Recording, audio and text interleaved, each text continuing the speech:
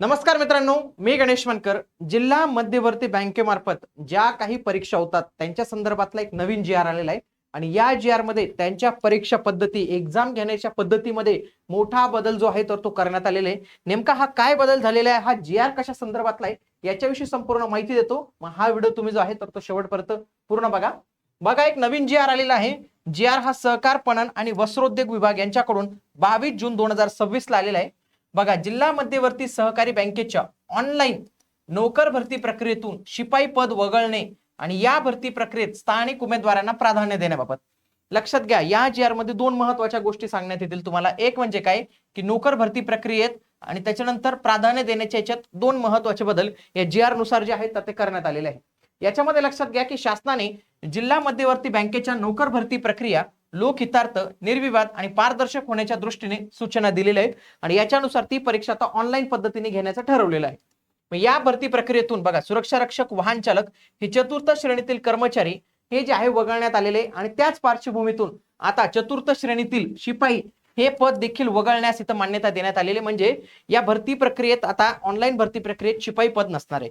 मग शिपाई या पदाची भरती नेमकी कशी होणार आहे ते लक्षात घ्या. याच्यासाठी त्यांनी काय सांगितले की किमान 12वी पास पाहिजे. फक्त तो किती? 12वी पास पाहिजे. आणि जिल्हा मध्यवर्ती बँकेतून चतुर्थ श्रेणी कर्मचाऱ्यांच्या नोकर प्रक्रियेत संपूर्ण पारदर्शकता राखले जाणे आवश्यक आहे. त्या दृष्टीने चतुर्थ श्रेणी कर्मचाऱ्यांच्या नोकर भरतीसाठी बँक स्तरावर ऑफलाईन पद्धतीने, लक्षात घ्या, 12वी पास पाहिजे आणि परीक्षा ही यांची ऑफलाईन होईल.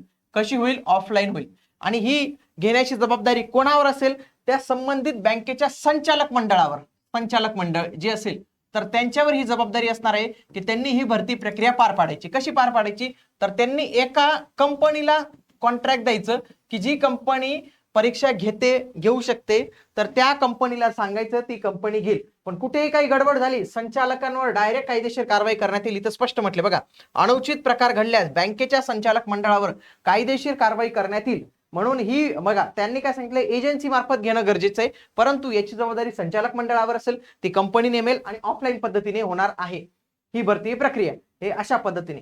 सोबतच त्यांनी काय सांगितलेलं आहे की आधी जो जी आर होता त्याच्यामध्ये काय होतं मित्रांनो की 70% हे जे आहेत तर ते स्थानिक उमेदवारांना जागा राखीव ठेवायच्या आणि जे 30% पद आहेत तर ते इतर जिल्ह्यातील उमेदवारांसाठी असाव्यात, अशा पद्धतीचा जी आर होता.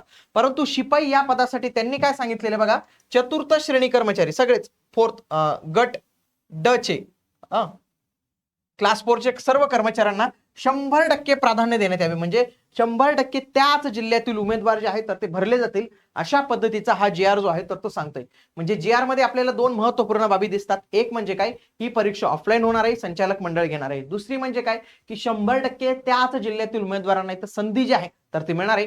काही अनुचित प्रकार घडल्यास संचालक मंडळावर कारवाई जी आहे तर ती करण्यात येईल. आगामी काळात त्याच्या संदर्भातली काही अपडेट असेल तुम्हाला आपल्या याच चॅनलवर मिळणार आहे.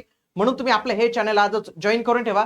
भेटूया पुढील व्हिडिओमध्ये. तोपर्यंत जय हिंद, जय महाराष्ट्र, धन्यवाद.